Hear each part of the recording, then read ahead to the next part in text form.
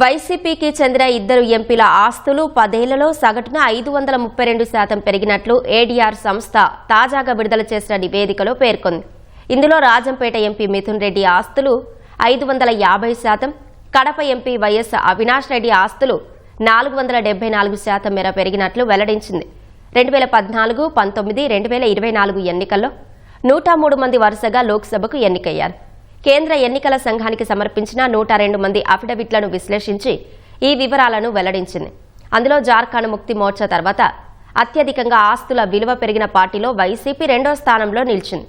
మిథున్ రెడ్డి ఆస్తులు 2014లో 22 కోట్ల మేర ఉండగా 2019కి 66 కోట్లకు, 2024కు 146 కోట్లకు చేరినట్లు నివేదిక పేర్కొంది. అత్యధికంగా ఆస్తులు పెరిగిన సిట్టింగ్ ఎంపీల్లో మిథున్ రెడ్డి దేశంలో 3వ స్థానంలో ఉన్నట్లు తెలిపింది. కడప ఎంపీ వైఎస్ అవినాష్ రెడ్డి ఆస్తులు 2014లో 7 కోట్ల మేర ఉండగా 2019కి 18 కోట్లకు, 2024కు 40 కోట్లకు చేరాయి. ఆస్తుల విలువ వృద్ధి పరంగా ఈయన 15వ స్థానంలో నిలిచినట్లు తెలిపింది.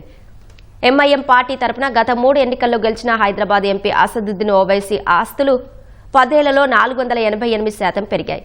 కేంద్ర మంత్రి రామ్మోహన్ నాయుడు ఆస్తులు 10 ఏళ్లలో 177% పెరిగాయి. గత 3 ఎన్నికల్లో వరుసగా గెలిచిన 102 మంది ఎంపీల ఆస్తుల విలువ 10 ఏళ్లలో సగటున 110% పెరగ్గా కేంద్ర జలశక్తి మంత్రి సిఆర్ పాటిల్ ఆస్తి మాత్రం తగ్గిపోయింది.